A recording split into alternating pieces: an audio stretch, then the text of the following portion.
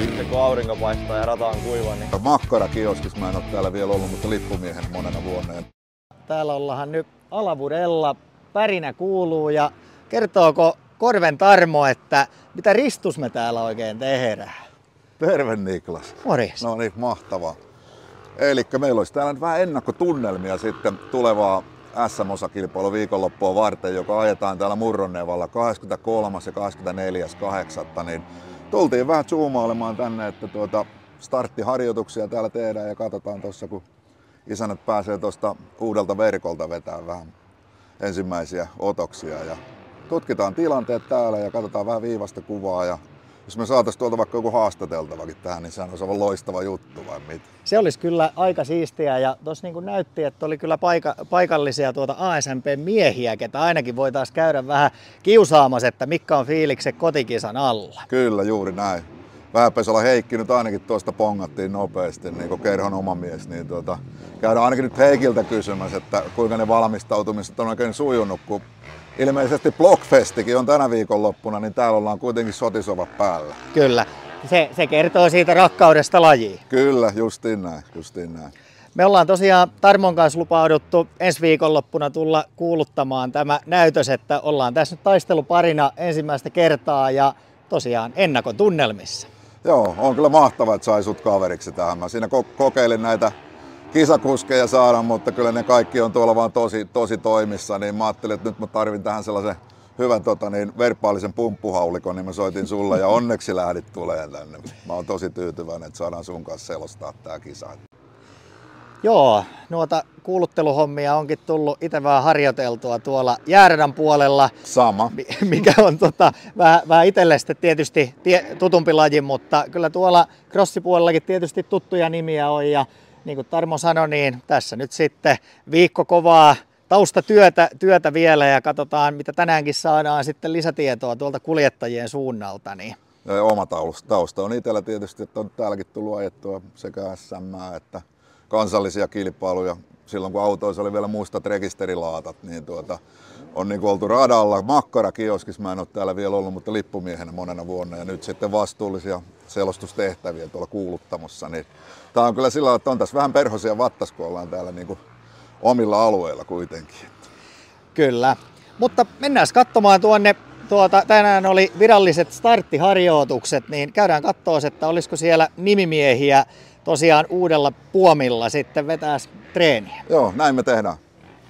No niin, täällä ollaan niin sanotusti pyhimmässä paikassa, eli starttiviivas. Ja tässä on starttiharjoitukset nyt menossa tulevan viikonlopun kilpailua varten ja näyttää ihan hyvin pyörät irtoavan tuosta viivasta.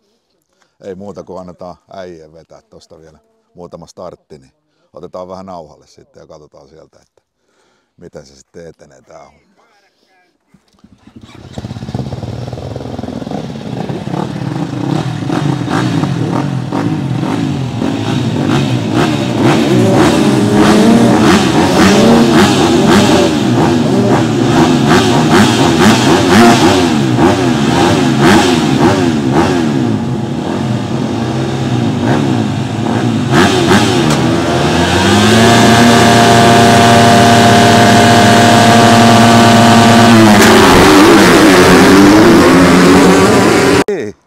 Täältähän löytyy Alavuden seudun moottoripyöräilijän Heikki Vähäpesola, joka ajaa nyt sitten ensi viikonloppuna tuossa SM-viikonlopun MX2-luokassa.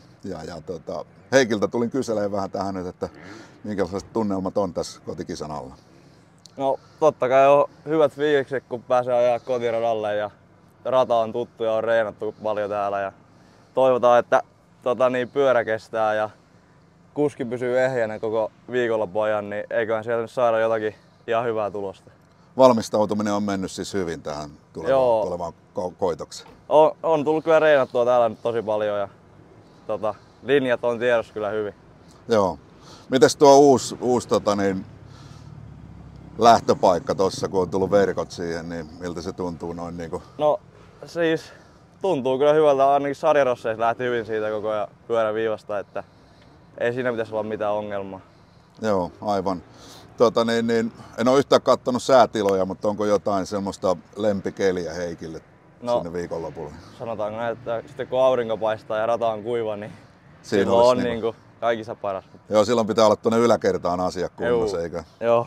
Hyvä, ei mitään, tosi mahtavaa, että saatiin tulla vähän häiritteen sua tässä reenien keskelle, mutta ei muuta kuin hyvää onnea nyt sitten tuleviin kisoihin. Joo, kiitoksia. No niin, nyt on saatu hyvä ennakko täältä ja päästiin näkemään tuolta viivasta sitten vähän noita starttitoimintoja ja tosiaan lähtöjä tuosta uudelta verkolta, joka on tämän kesän mittaan saatu sitten Alavuuden kaupungin suosiollisella avustuksella myöskin ja moottorikerhon oman porukan Kökkävään puitteissa rakenneltua tonne ja saatiin vähän kuskien tunnelmiakin tässä. Saadaan Niklas vielä tuolta tänne, kun Niklaksella on vähän näitä kuvauspuolen hommia tässä myös. Joo, Tarmo, se on vaan iPhone, ettei se nyt sen kummempaa kuitenkaan, mutta oikein kyllä niin kuin, tässä rupeaa itseäkin vähän kutkuttamahan nuo ensi viikonlopun kapinat, että täällä on Alavuudella tulee olemaan aika kovat rähinet. Ja kyllä siis motocrossihan on parasta paikan päällä. Täällä pääsee niinku tuoksuun ja saa sen kisamakkarankin tosta ja pullon jaffaa, niin sehän on aivan mahtava homma, eikö? On. Ja sanoisin, että niin kuin, jos ei täällä Alavuuden Rossiradalla ole ennen käynyt paikan päällä, niin nämä korkeuserot ja kuinka tämän koko paanan näköä tästä, niin on jotenkin sellaista, että se kyllä kannattaa ehdottomasti tulla kokemaan tänne. Joo, kyllä tässä nyt ollaan yhdellä Suomen hienommista radoista. Että Heinola on itselle sellainen yksi suosikki, siellä on tullut joskus ajettua vähän kansainvälisellä tasollakin, mutta kyllä tämä Alavus on nyt tietysti tämmöisenä kotiratana ja muuten, niin onhan tämä nyt se motocrossiratojen ihan ykkönen täällä Suomessa. Joo. Juuri näin. Jees. Mutta me palaamme Tarmon kanssa ääneen ensi viikonloppuna Alavuuden SM Motocrosseissa. Kyllä, näin me tehdään.